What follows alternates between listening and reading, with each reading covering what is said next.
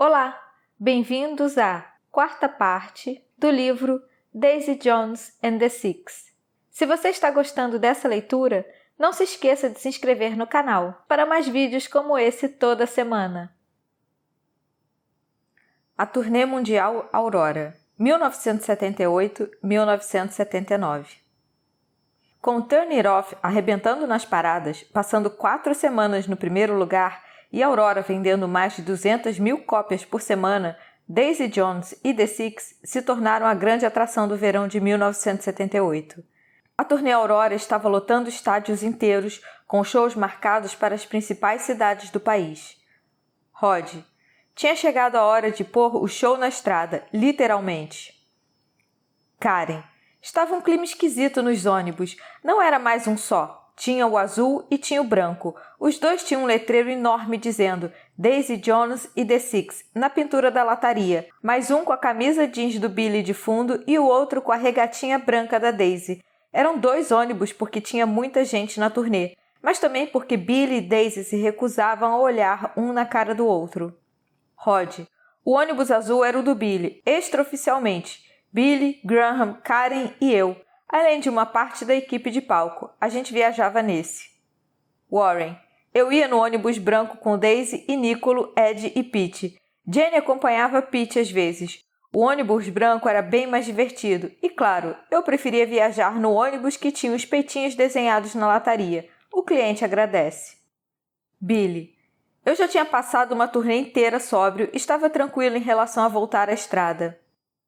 Camila: quando Billy saiu em turnê, o meu sentimento era o mesmo que marcava quase tudo na nossa relação naquela época. Esperança. Era só o que eu podia fazer. Ter esperança. Opal Cunningham, responsável pela contabilidade da turnê.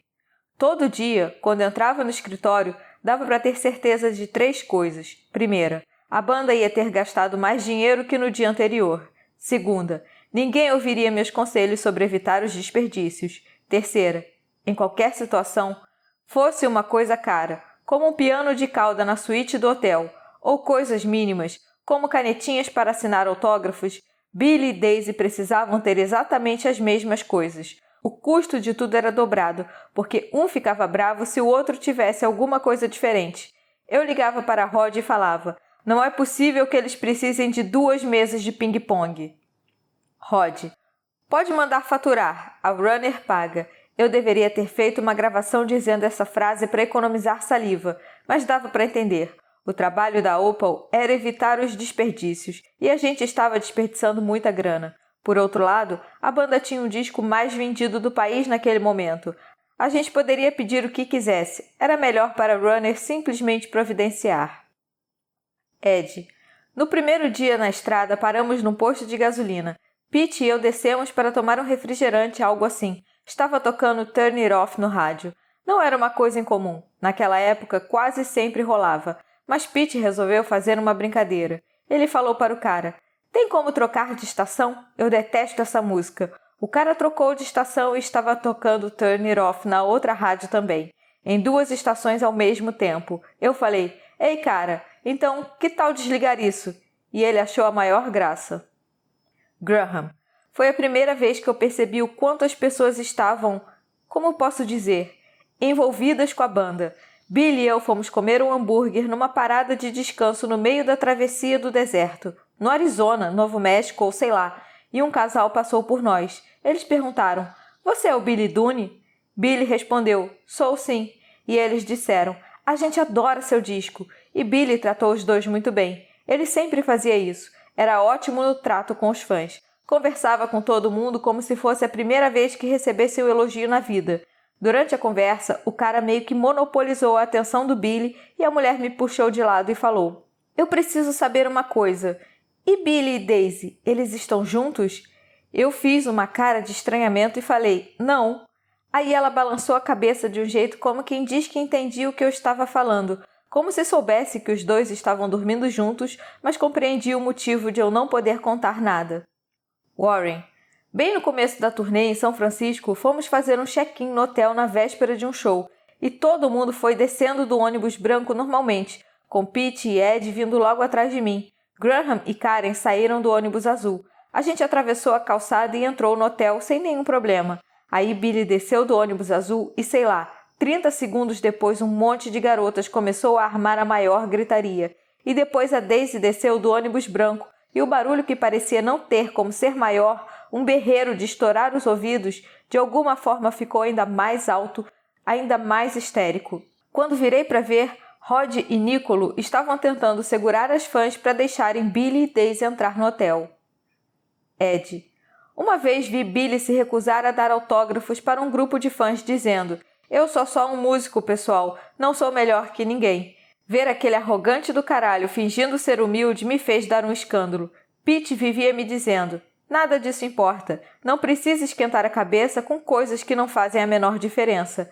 Só fui entender o que ele quis dizer quando era tarde demais, eu acho. Daisy.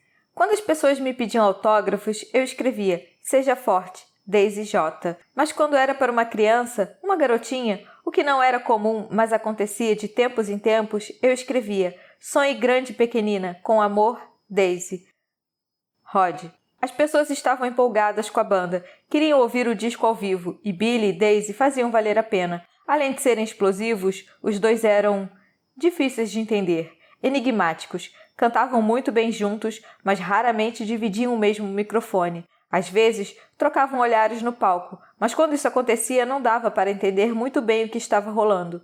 Uma vez, no Tennessee, a Daisy estava cantando Regret Me, com Billy no vocal de apoio. Aí, perto do fim, do nada, ela virou e cantou olhando para ele. Estava olhando bem na cara dele, soltando a voz. Ficou até vermelha. E ele continuou cantando, encarando de volta. Não desviou o olhar nem uma vez. Aí a música acabou e eles continuaram o show normalmente. Nem eu entendi direito o que tinha acontecido. Karen. Em geral, se você prestasse atenção, podia ver os dois se encarando várias vezes, principalmente durante Regret Me, principalmente nessa música. Rod. Se você fosse a um show de Daisy Jones e The Six achando que os dois se odiavam, ia conseguir encontrar alguma evidência disso. E se achasse que rolava alguma outra coisa entre eles, que aquele ódio era só de fachada, também encontraria alguma evidência disso. Billy.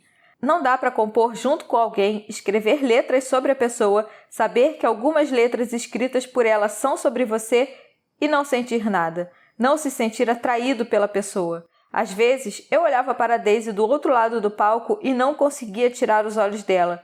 Pois é, sim.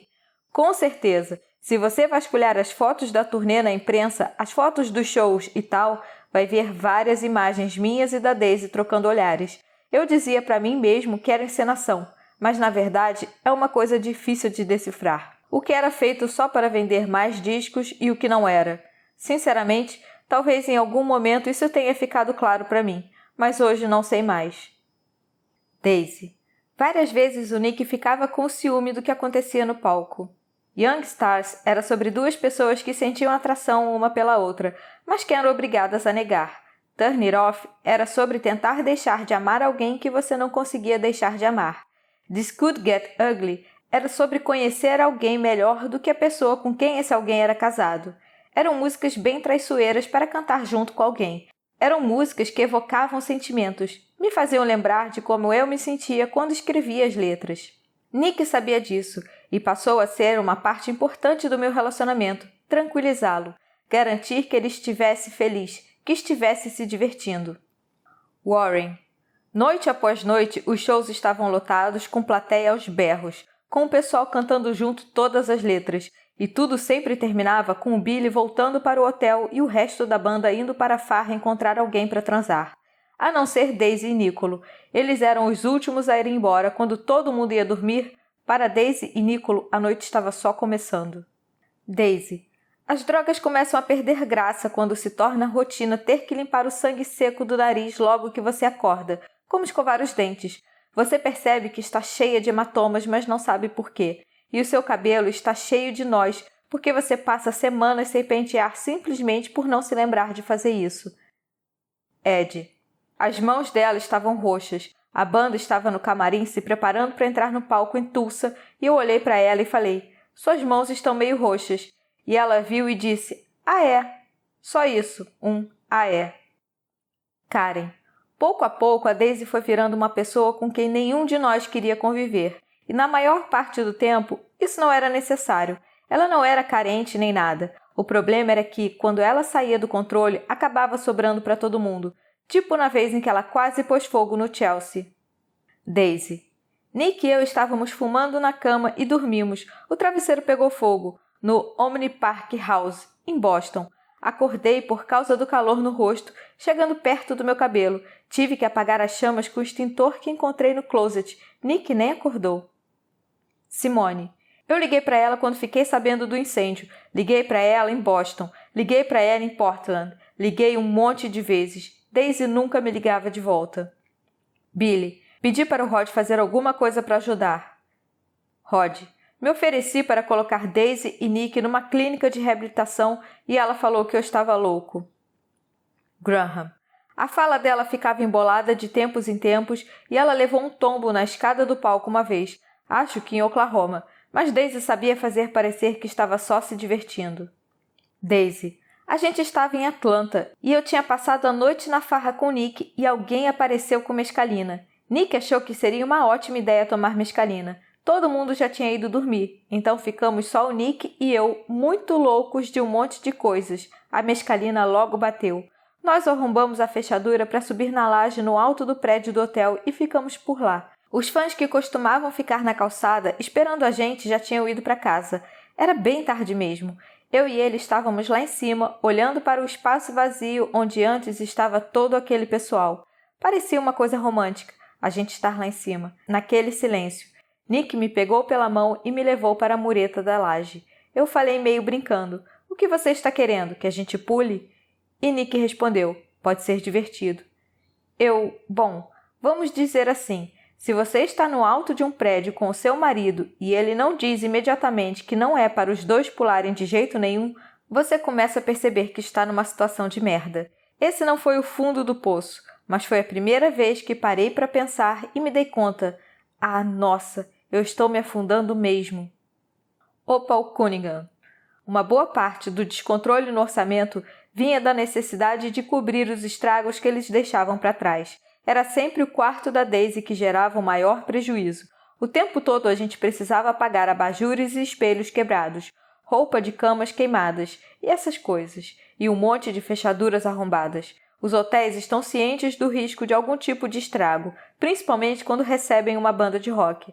Mas a coisa chegou a ponto de os lugares exigirem reembolso, além de não devolverem o depósito de calção. Warren. Acho que foi quando a turnê chegou no sul do país que a gente percebeu que a Daisy estava, pirando. Estava inclusive esquecendo as letras das músicas. Rod. Antes do show, em Memphis, o pessoal estava se preparando para entrar no palco e a Daisy tinha sumido. Saí procurando por ela em todo lugar, perguntando para todo mundo. Quando finalmente a encontrei, ela estava num banheiro dos bastidores. Tinha desmaiado num dos reservados. Estava sentada no chão, com os braços em cima da cabeça. Por um instante, uma fração de segundo, pensei que ela tivesse morta. Dei uma sacudida nela e ela acordou. E eu falei, está na hora de ir para o palco. E ela respondeu, certo. E eu disse, você precisa parar de se drogar. E ela falou, ah, Rod. Em seguida, levantou, foi até o espelho, deu uma ajeitada na maquiagem e foi para o camarim se juntar à banda como se nada tivesse acontecido. E eu pensei, não quero mais ser o responsável por essa mulher. Ed. New Orleans, outono de 78. Pete veio me procurar na hora da passagem de som e falou, Jenny quer casar. E eu respondi, beleza, então casa com ela. Pete falou, acho que vou mesmo. Daisy. Se você está muito louco o tempo todo, demora mais do que deveria para entender as coisas. Mas comecei a perceber que o Nick nunca pagava por nada, nunca tinha dinheiro e não parava de comprar mais pó. Eu dizia, estou legal, para mim já deu, mas ele sempre queria mais, queria que eu cheirasse mais. A gente estava no ônibus um dia de manhã, acho que em dezembro, por aí, e eu lá no fundo e o resto do pessoal na frente. Acho que a gente parou no Kansas porque olhei pela janela e vi que era tudo plano, não tinha relevo, nenhum sinal de civilização por perto. Quando acordei, Nick já estava com tudo prontinho para a gente cheirar. O que me passou pela cabeça foi, e se eu recusar? Então falei, não quero, obrigada. Nick deu risada e disse, vai, qual é? E levou o pó para perto da minha cara e eu cheirei. e quando me virei, vi que o Billy tinha entrado no nosso ônibus por alguma razão. Estava conversando com Warren ou coisa do tipo, mas ele viu tudo. A gente se olhou por um instante e eu fiquei arrasada. Billy. Eu fazia questão de ficar longe do ônibus branco. Nada de bom poderia acontecer para mim por lá. Graham. A turnê fez uma pausa para o Natal e o Ano Novo. Billy. Foi uma alegria voltar para casa e ver minhas meninas. Camila.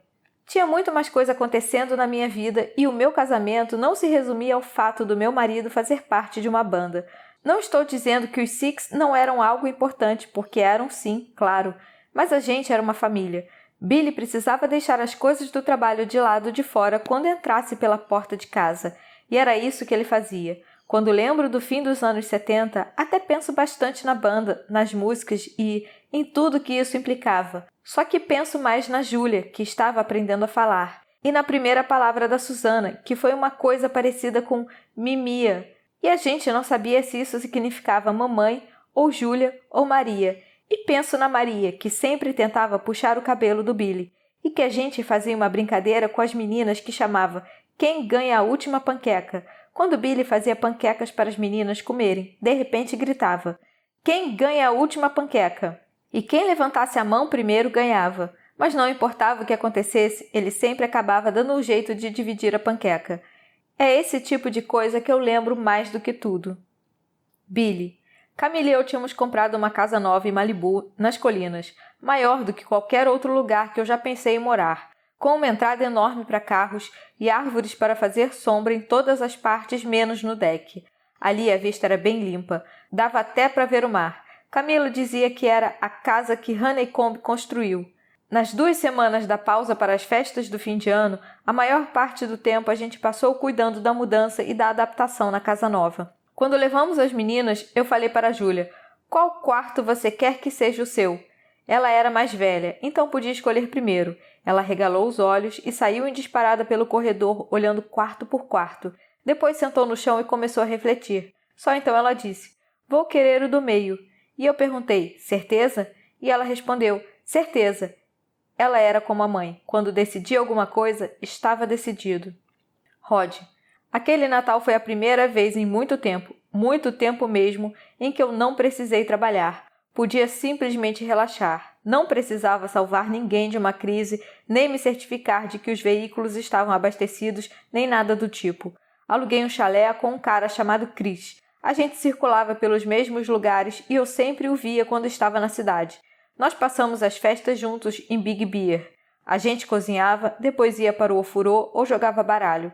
No Natal, dei uma blusa para ele e ganhei uma agenda nova. O que pensei foi: eu quero ser uma pessoa normal. Daisy. Nick e eu fomos passar o Natal em Roma. Ed. Durante a pausa de fim de ano, Pete pediu Jenny em casamento e ela aceitou. Fiquei bem feliz, sabe? Dei um abração nele. Pete falou: preciso arrumar um jeito de contar para o pessoal. Não sei como eles vão reagir. Eu disse: do que você está falando? Se você quer casar, ninguém tem nada a ver com isso. E ele respondeu: não, eu estou caindo fora. Eu perguntei: caindo fora? Ele disse: vou sair da banda no fim da turnê.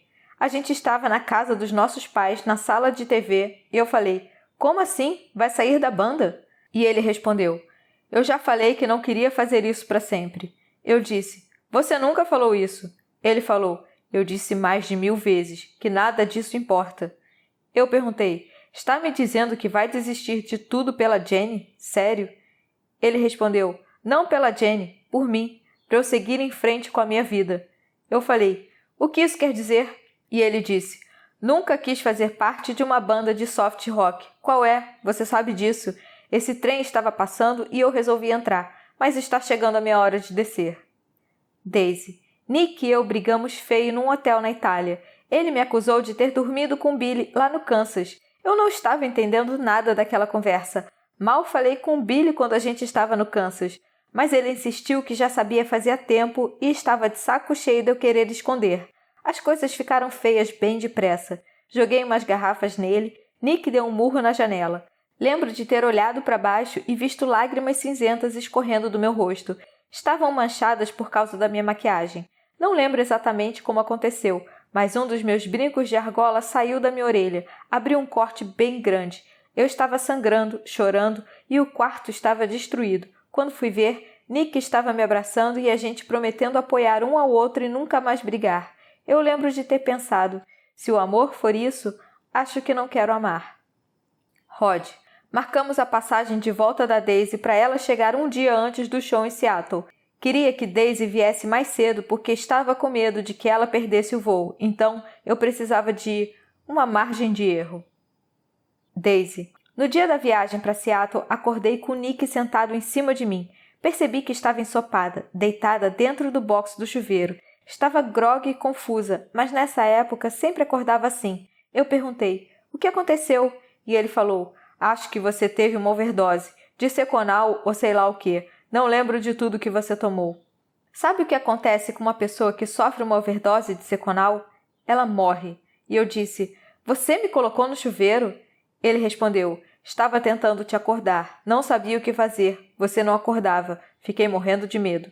Olhei para ele e senti um aperto no coração, porque apesar de não saber se tinha ou não sofrido uma overdose, nem lembrar da noite anterior, dava para ver que ele estava apavorado de verdade. E só o que fez foi me colocar no chuveiro. Meu marido pensou que eu fosse morrer e não teve a capacidade nem de ligar para a recepção do hotel. Foi quando uma luz se acendeu na minha cabeça, que nem acontece com aqueles interruptores antigos ou aqueles disjuntores velhos de quadro de força. Sabe aqueles que você precisa fazer bastante força para ligar? Mas quando você consegue acionar, a energia vem com tudo?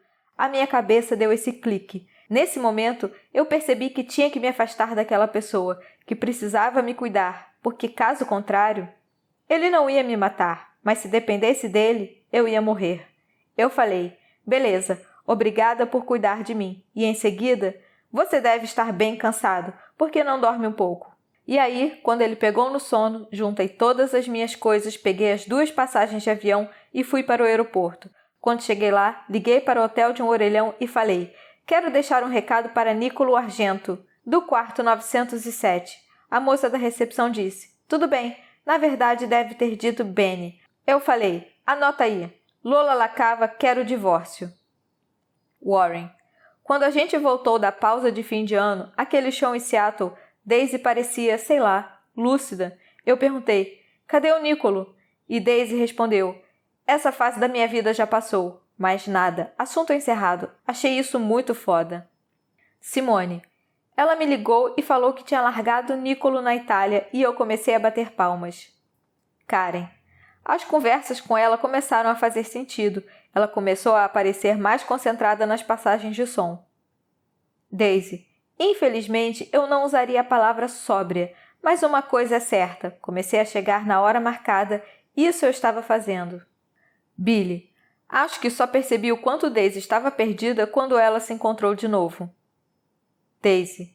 Depois de largar o Nick, voltei a me dar conta de que estava em cima do palco. Voltei a ter uma relação com a plateia. Comecei a ter um horário para dormir e acordar. Criei uma regra para as drogas. À noite ia ser só cocaína e eu só ia tomar 6 comprimidos de dexadrina por vez, ou sei lá qual foi o número que inventei.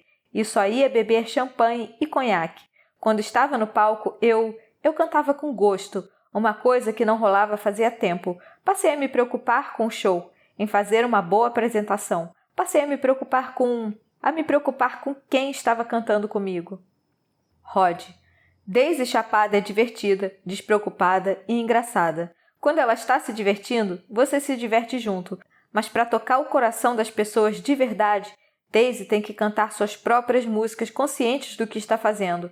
Aí não existe nada igual. Daisy. Eu estava bêbada na entrega do Grammy, mas isso não fazia a menor diferença. Billy. Antes de anunciarem um prêmio de gravação do ano, em algum momento da noite, Rod me contou que Ted não queria fazer o discurso. É meio que um prêmio feito para os produtores, mas Ted preferia ser o cara dos bastidores. Então Rod perguntou se eu queria receber o prêmio e falei, tanto faz, a gente não vai ganhar mesmo? Ele disse, tudo bem se eu mandar Daisy fazer isso? Eu respondi, a gente está discutindo sobre o nada, então tanto faz. Enfim, ninguém consegue estar certo o tempo todo. Karen.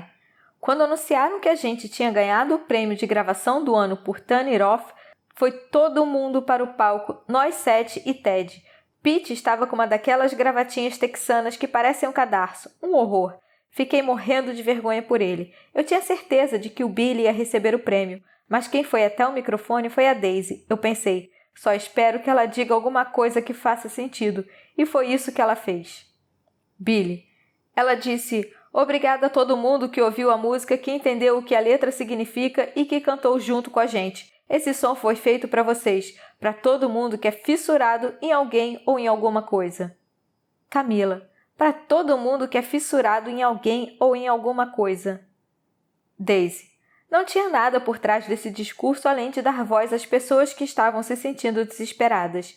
Eu estava me sentindo desesperada em relação a um monte de coisas. Mas, de alguma forma, esse desespero me fazia me sentir eu mesma. É engraçado. No começo, acho que a pessoa começa a se drogar para silenciar os sentimentos, para fugir deles. Mas depois de um tempo percebe que as drogas estão tornando sua vida insuportável, que na verdade estão amplificando seus sentimentos, estão maximizando suas decepções, além da sua diversão. Então, quando você começa a pegar mais leve, vai redescobrindo sua sanidade.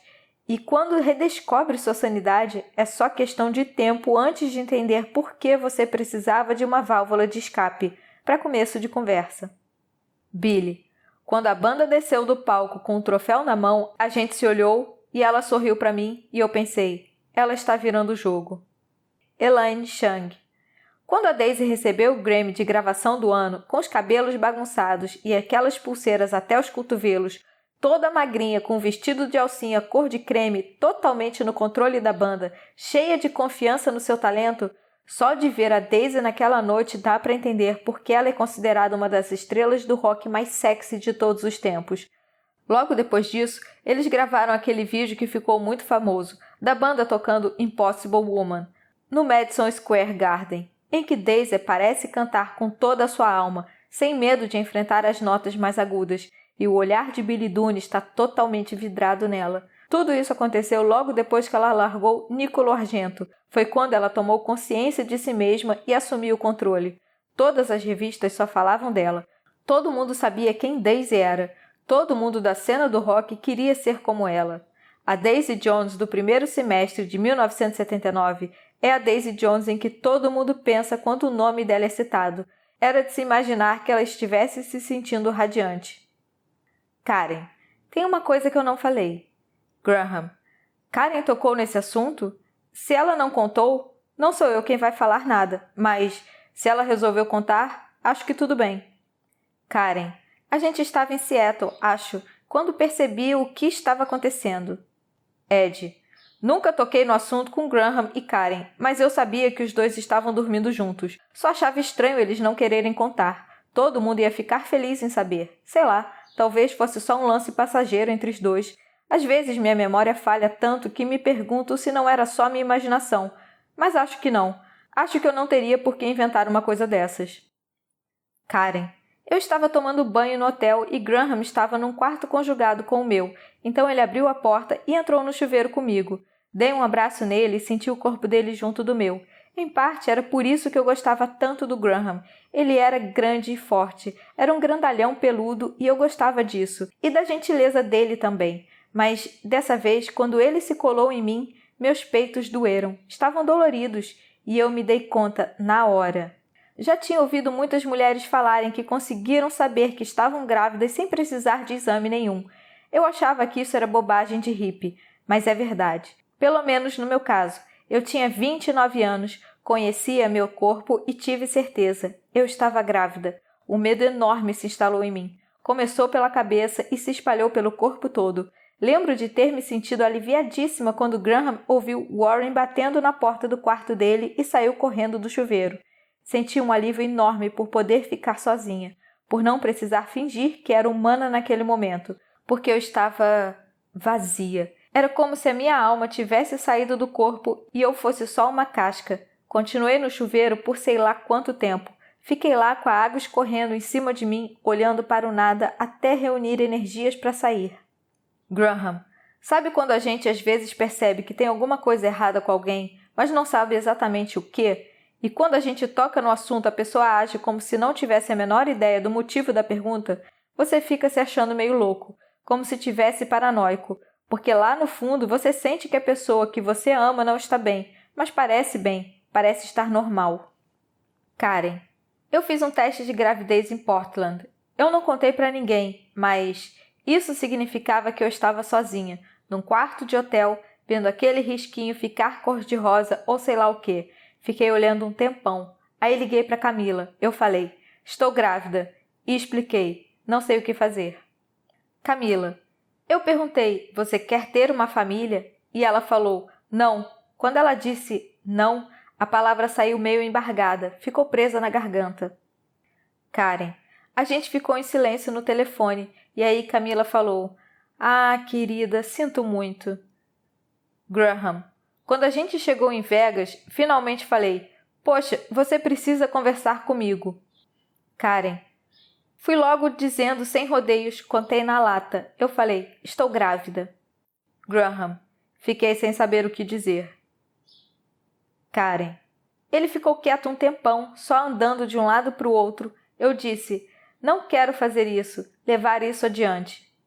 Graham: percebi que ela estava um pouquinho indecisa ainda e falei: vamos esperar um pouco, a gente ainda tem tempo, né? Karen: eu disse que não ia mudar de ideia. Graham: eu falei a coisa errada. Percebi logo depois de abrir a boca. Eu disse: a gente pode arrumar outro tecladista, se for essa a sua preocupação. Karen: eu não culpo o Graham, sinceramente. Ele só estava pensando como a maioria das pessoas. Eu falei: você não entende o quanto dei duro para chegar até aqui? Não vou desistir do meu trabalho.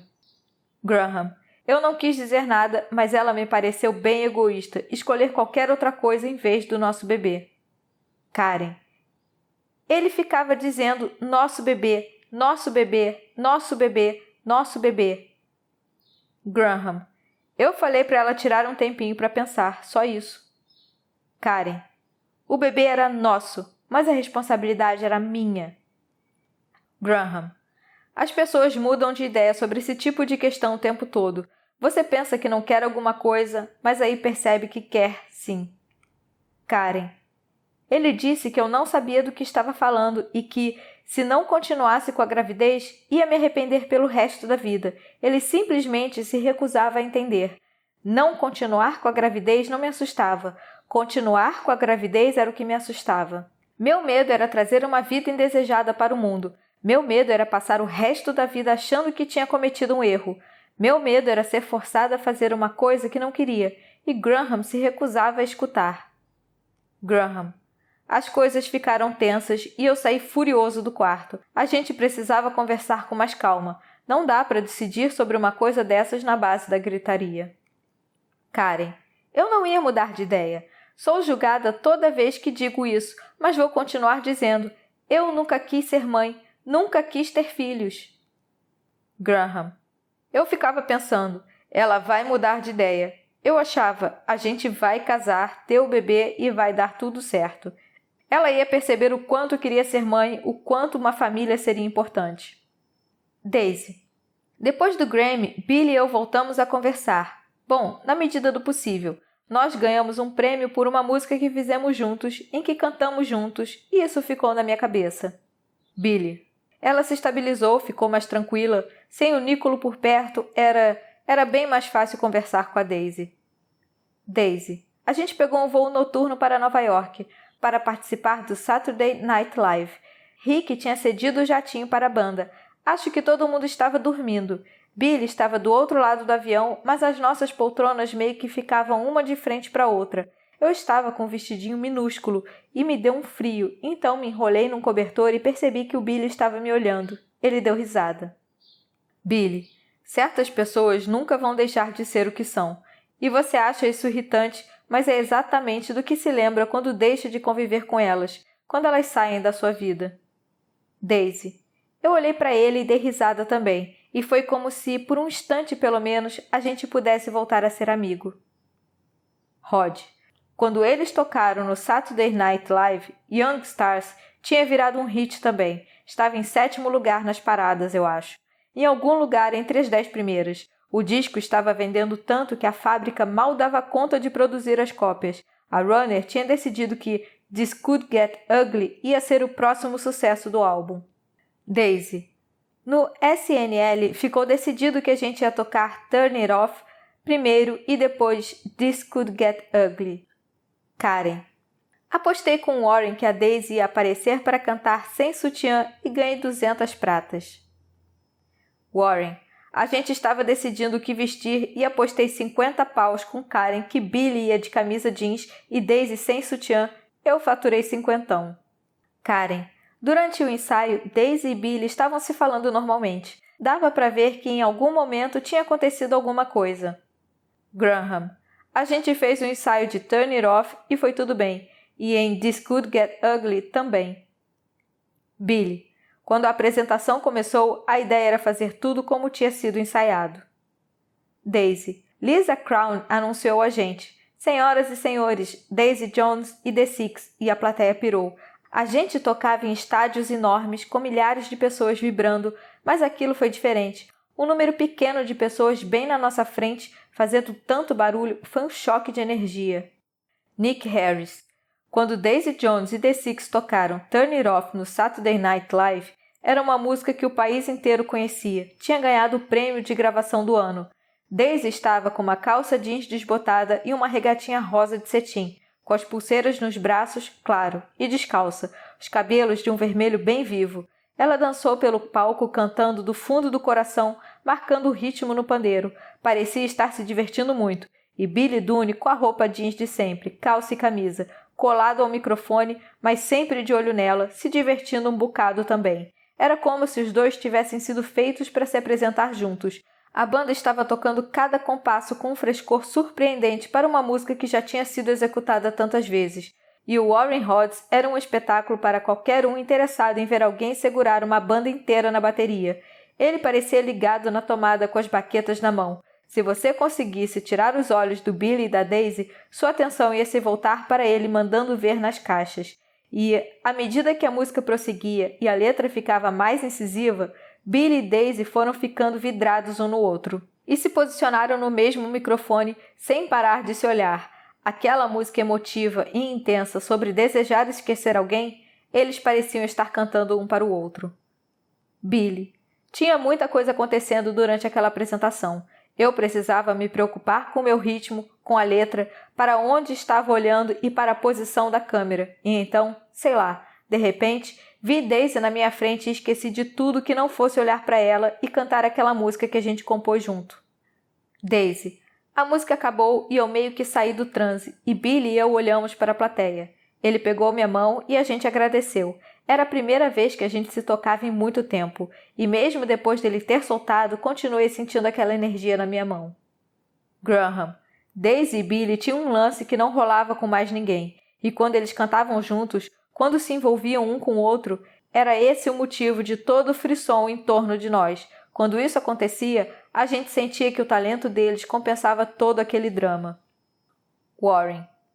Entre uma música e outra, Billy me falou que teve uma ideia para I Hope Like You. Eu gostei. Disse que se todo mundo topasse, por mim tudo bem. Ed. This Could Get Ugly tinha saído boa no ensaio. E aí, no último minuto, Billy decidiu tocar I Hope Like You, uma balada bem lenta, e queria assumir o piano no lugar da Karen, para ficarem só ele e Daisy no palco. Billy.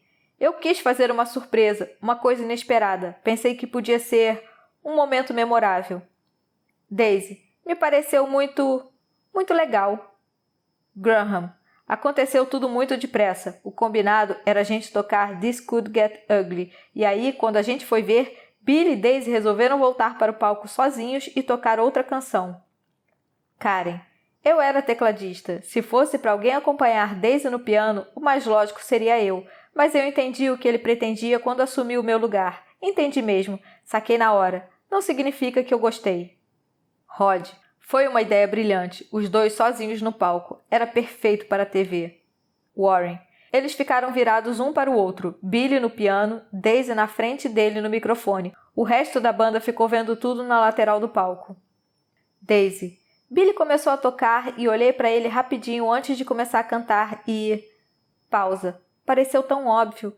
Por mais doloroso e vergonhoso que fosse, era óbvio. Sem o Nick por perto para me distrair, sem me drogar tanto a ponto de não estar de corpo presente, o meu amor por ele pareceu mais do que óbvio. Eu estava apaixonada por ele. E ficar doidona, viajar para a Tailândia e casar com o príncipe não ia mudar isso. E ele ser casado com outra mulher, isso também não ia mudar nada. Acho que eu finalmente aceitei esse fato naquele momento. Como tudo aquilo era triste. E aí comecei a cantar. Karen, sabe quando dá para ouvir o nó na garganta da pessoa? Foi assim que essa música foi cantada. E isso mexeu com todo mundo que estava presente naquele estúdio.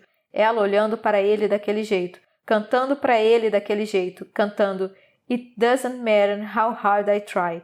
Can't earn some things no matter why. Uau! Minha nossa! Billy, eu amava a minha esposa e tinha sido fiel a ela desde o momento em que me recuperei. Fazia de tudo para não sentir nada por nenhuma outra mulher, mas... Suspiro longo. Tudo o que movia Daisy me movia também. Tudo o que eu amava no mundo, a Daisy também amava. As minhas fraquezas eram as mesmas da Daisy. A gente era como duas metades de um todo. Uma coisa só. De um jeito que só acontece com pouquíssima gente. De um jeito que a gente nem precisa dizer o que está pensando, porque a outra pessoa também está.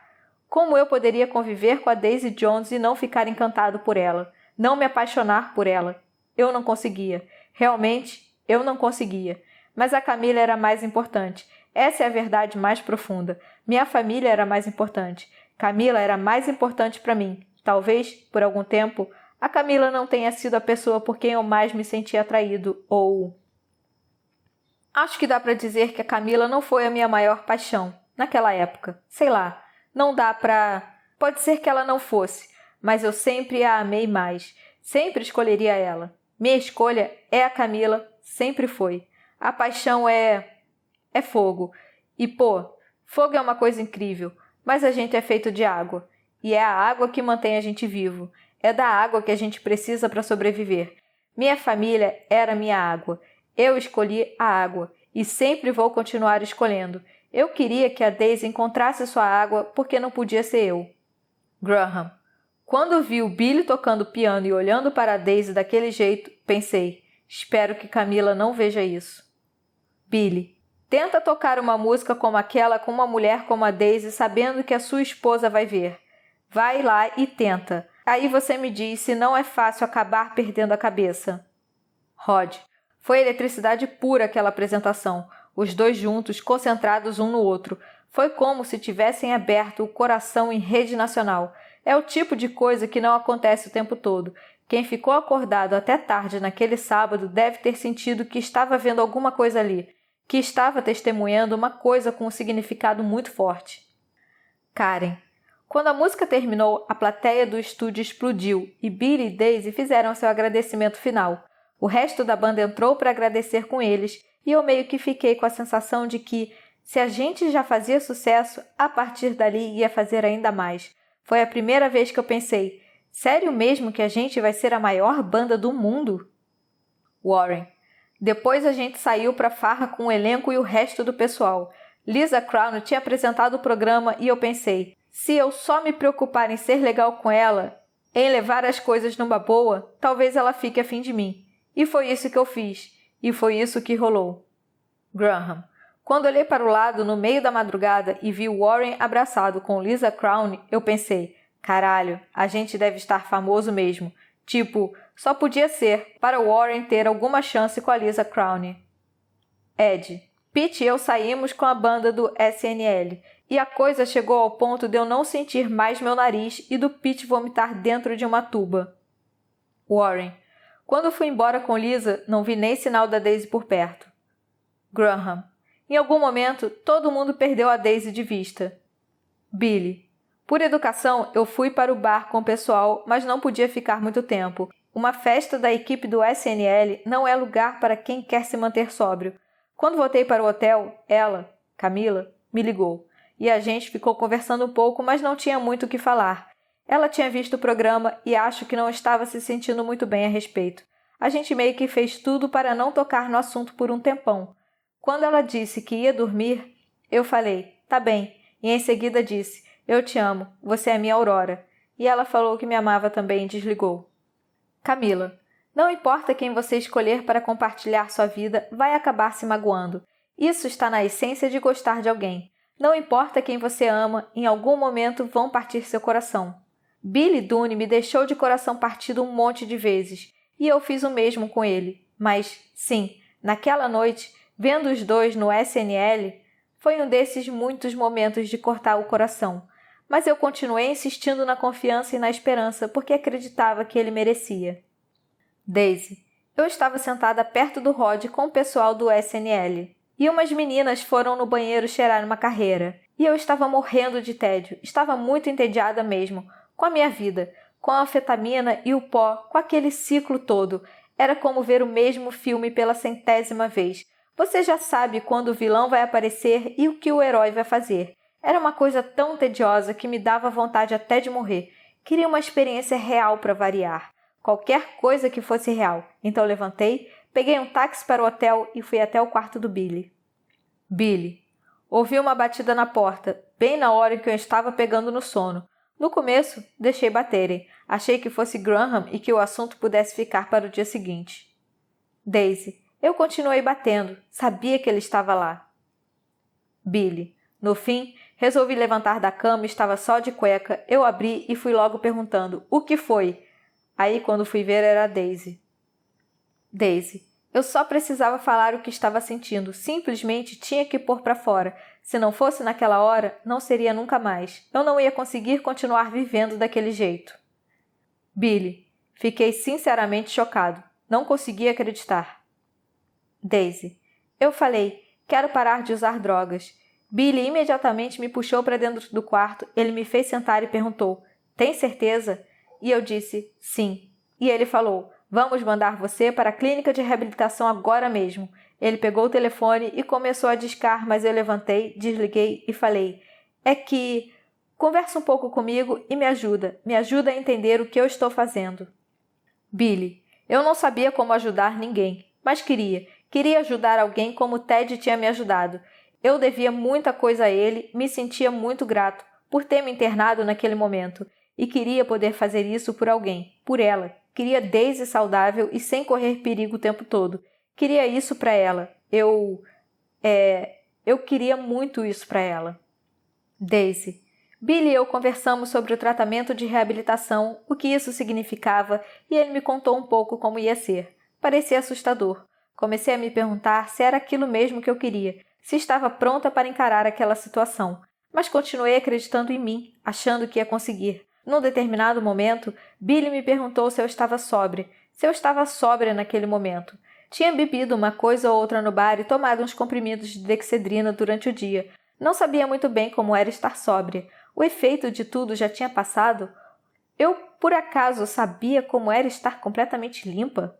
Billy abriu o frigobar para pegar um refrigerante e tinha um monte de garrafinhas de tequila e vodka lá dentro, e eu olhei para tudo aquilo, e o Billy também. Aí ele pegou tudo, foi até a janela e jogou as garrafinhas longe. Deu para ouvir o barulho de algumas se espatifando no telhado lá embaixo. Eu perguntei, o que você está fazendo? E Billy respondeu, rock and roll é isso. Billy, num determinado momento, começamos a conversar sobre o álbum. Daisy. Eu perguntei para ele uma coisa que vinha me atormentando fazia uns meses. Eu falei, você tem medo de que a gente nunca mais consiga fazer um disco tão bom? Billy, eu respondi, porra, eu me preocupo com isso todos os dias. Daisy, durante toda a minha vida, eu queria que as pessoas reconhecessem meu talento como compositora, e a Aurora me trouxe isso, esse reconhecimento, mas imediatamente comecei a me sentir uma impostora. Billy, quanto mais o álbum vendia, mais eu ficava preocupado, pensando em como ia ser o próximo. Tinha começado a escrever umas letras no meu caderno no ônibus, mas acabei rasgando e jogando fora porque não estavam... Eu não sabia mais dizer se aquilo era bom. Não sabia se estava só mostrando como eu era uma fraude. Daisy. Ele era o único que conseguia compreender uma pressão desse nível. Billy.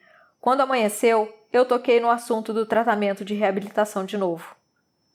Daisy. O que eu pensei foi, faz isso por um tempo, não precisa parar para sempre.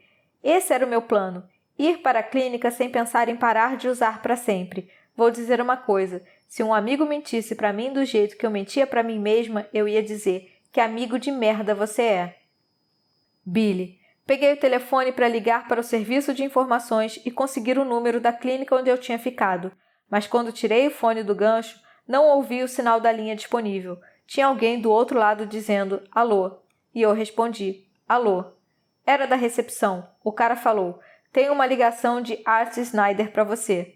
Eu falei que ele podia transferir, mas fiquei pensando: por que meu engenheiro de som está me ligando assim tão cedo? E eu disse: Art, que diabos? Daisy. Ted tinha sofrido um ataque cardíaco. Warren. Um monte de gente sobrevive a ataques cardíacos, então, quando eu fiquei sabendo, pensei: não achava que significasse necessariamente que ele tinha morrido.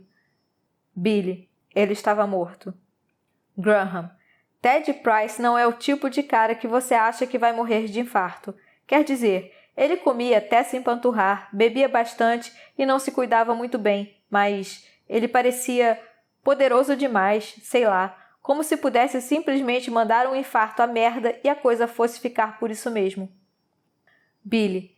Fiquei sem ar, e a primeira coisa que passou pela minha cabeça quando pus o telefone do gancho foi: por que eu joguei a bebida pela janela? Tradução do trecho em inglês. Não importa o quanto eu tente, certas coisas não posso ter de jeito nenhum. Rod. Embarquei todo mundo para Los Angeles para ir ao enterro. Warren.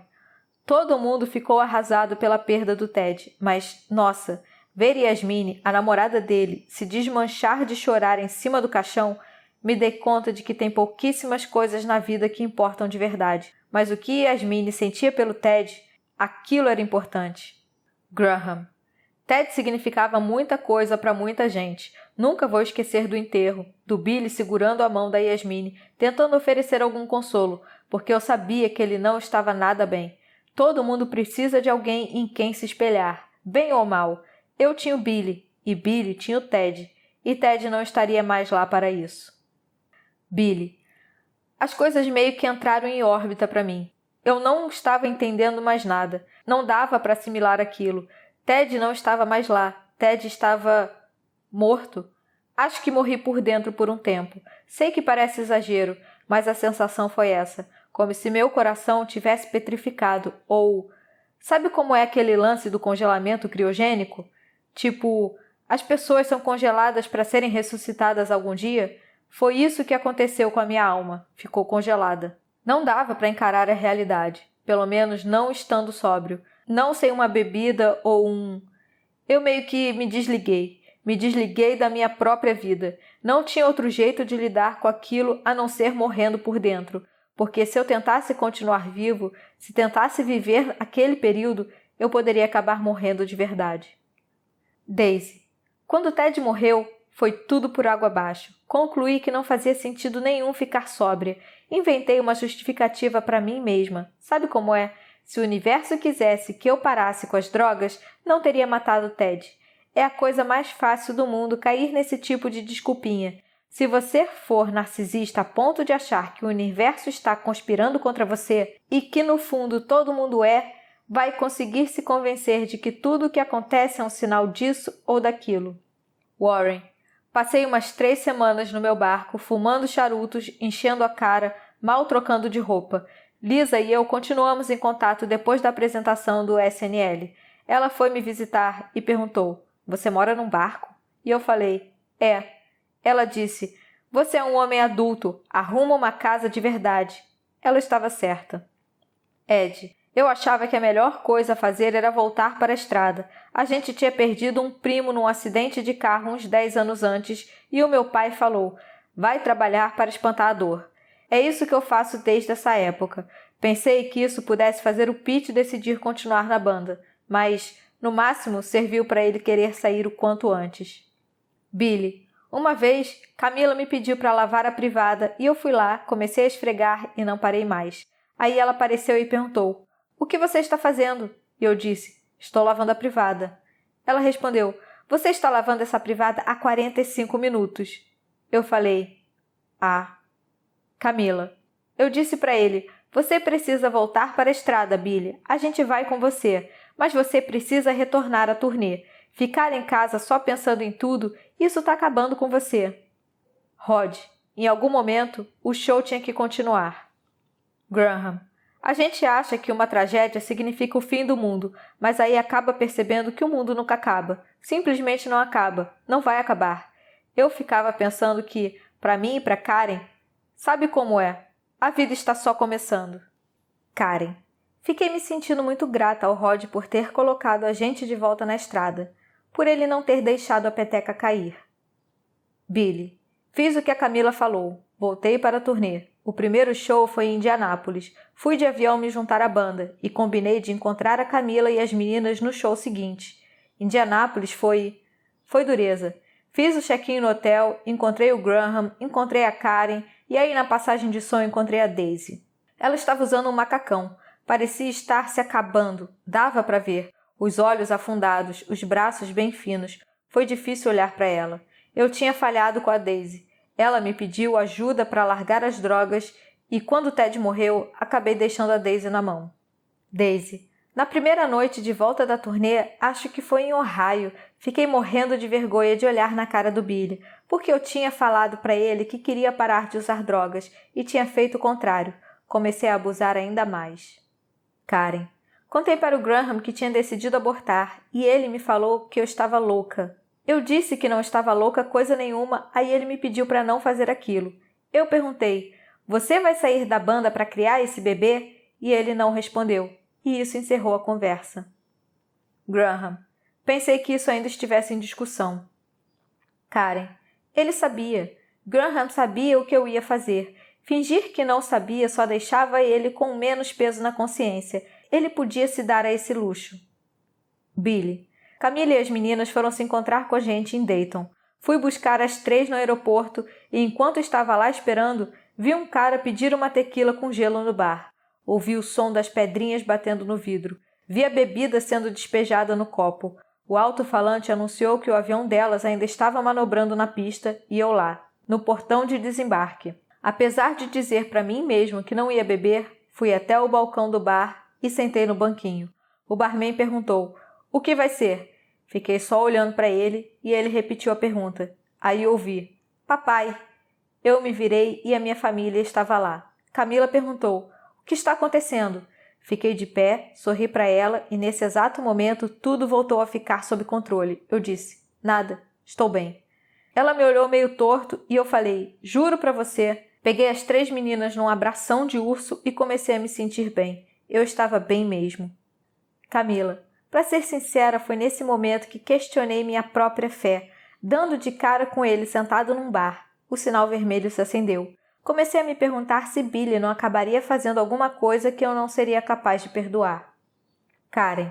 Camila continuou com a gente depois disso, durante todo o resto da turnê, viajando de avião de um lado para o outro, às vezes com as 3 meninas, mas Júlia sempre estava lá, e tinha uns 5 anos nessa época, eu acho. Daisy.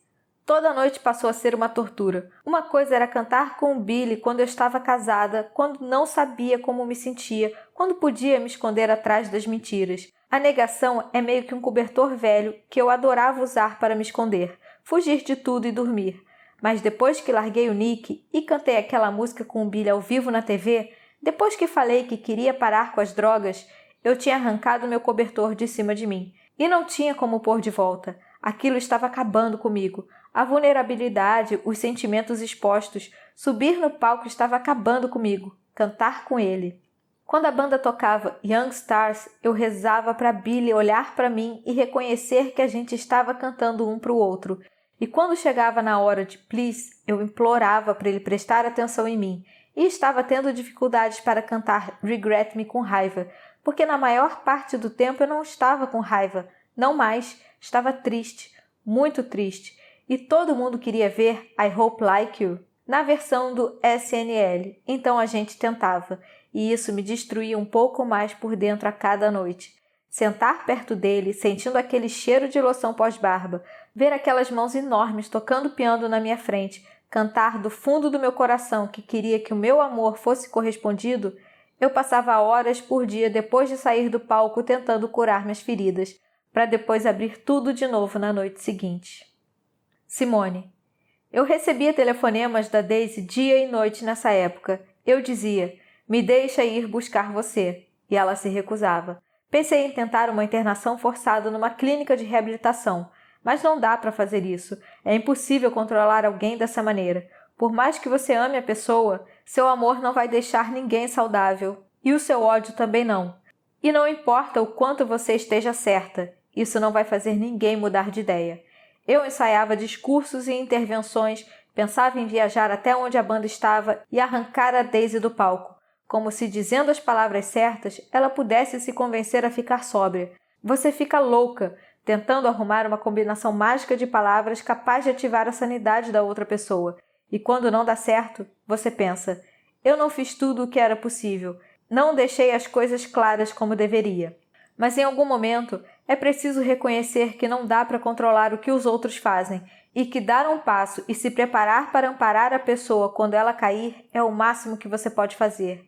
É como se jogar no mar, ou melhor, não exatamente, é como jogar alguém que você ama no mar e torcer para a pessoa saber nadar, porque sabe que tem um risco grande dela se afogar bem na sua frente. Daisy, eu tinha lutado por aquela vida com todas as minhas forças. Queria muito me expressar, ser ouvida e oferecer algum consolo para as pessoas com as minhas palavras. Mas no fim, virou um inferno inventado por mim mesma. Uma jaula que eu construí com as minhas próprias mãos e acabei trancada lá dentro. Detestei ter colocado meu coração e sofrimento nas minhas músicas, porque isso significava que eu nunca mais ia poder deixar tudo aquilo para trás. E eu ainda tinha que cantar com ele, noite após noite. E não tinha mais como esconder como me sentia, nem o efeito que causava em mim ficar perto dele. Isso tornava o show uma atração e tanto, mas também era minha vida. Billy. Todas as noites, depois que o show terminava e as meninas iam dormir, eu e a Camila sentávamos na varanda do hotel para conversar. Ela dizia que estava estressada com as meninas, falava que precisava muito de mim, que eu continuasse sóbrio, e eu dizia que estava tentando com todas as forças. Contava que tinha muito medo do que o futuro me reservava. A Runner já estava falando em gravar um disco novo. Eu tinha esse peso sobre mim. Num determinado momento, a Camila falou, você acha mesmo que não consegue fazer outro disco bom sem o Ted? E eu respondi, eu nunca fiz disco nenhum sem o Ted. Ponto final. Warren. A gente estava no ônibus indo para Chicago e o Ed parecia chateado com alguma coisa. Eu disse, se tiver a fim de falar, vamos conversar. Odeio quando as pessoas obrigam a gente a perguntar para elas o que está acontecendo. E ele falou, ainda não contei para ninguém, mas Pete vai sair da banda. Ed. Pete não queria saber de ouvir a voz da razão. Warren achava que eu tinha que falar com o Billy, que o Billy ia fazer com que ele mudasse de ideia. Como se o Pete fosse ouvir o Billy num assunto em que não queria escutar nem a minha opinião. Ele era meu irmão. Warren. Graham acabou escutando nossa conversa. Ed. Aí o Graham entrou no papo, o que foi uma bela merda, porque naqueles tempos ele já estava todo estranho com sabe-se lá o quê. Enfim, ele insistiu que a gente tinha que falar com o Billy, e mais uma vez eu falei que não adiantava envolver o Billy na história, porque o Pete não estava ouvindo nem a minha opinião, saca? Mas o Graham não deu bola. Então, quando a gente parou para jantar, já perto de Chicago, o Billy veio falar comigo e ele disse, o que está acontecendo? Tem alguma coisa que a gente precisa conversar? Eu estava indo no banheiro cuidando da minha própria vida e respondi, não é nada não, cara, não esquenta.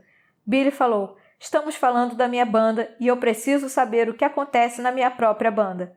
Aquilo me irritou e eu respondi, a banda é de todo mundo. Billy disse, você entende o que eu quero dizer?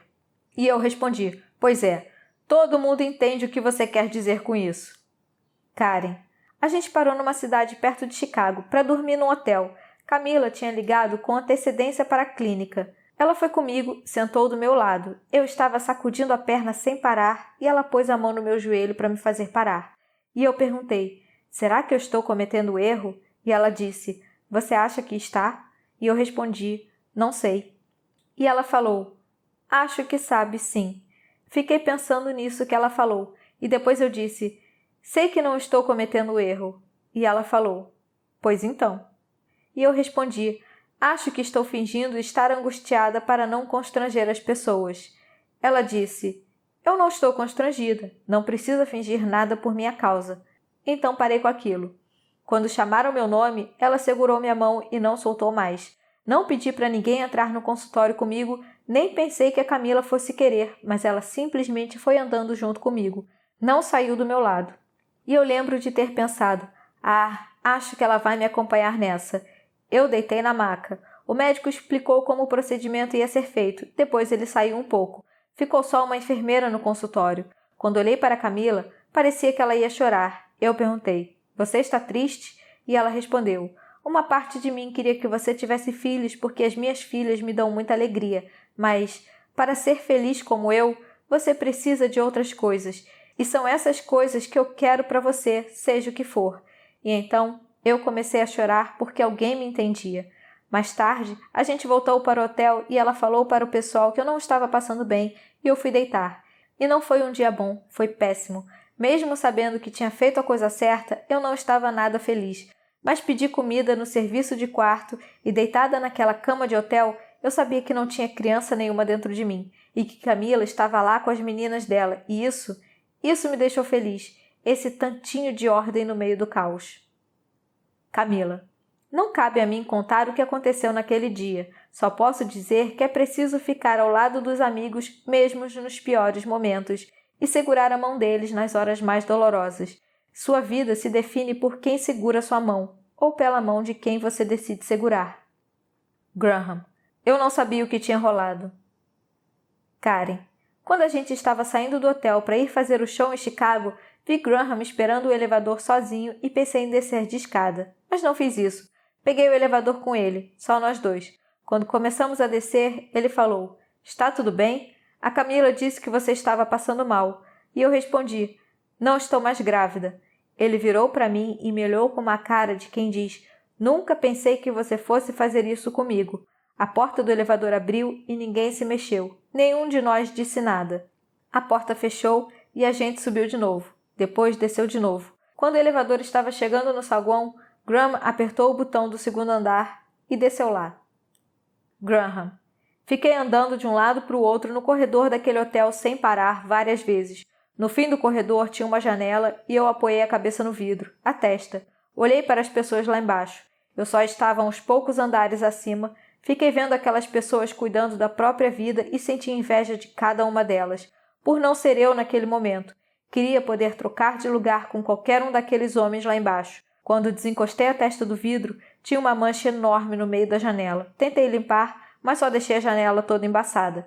Lembro de estar olhando para aquela janela embaçada, tentando limpar, mas nada parecia ajudar. Eu fiquei esfregando, até que Rod me achou sei lá como. Ele disse, Graham, o que você está fazendo? A gente precisa estar em Chicago daqui a pouco. O ônibus vai acabar indo embora sem você, cara. E de alguma forma, eu consegui colocar os pés um na frente do outro e ir com ele para o ônibus. Inscreva-se no canal Som dos Livros para mais vídeos como esse toda semana. Fim da 4ª parte do livro Daisy Jones and the Six,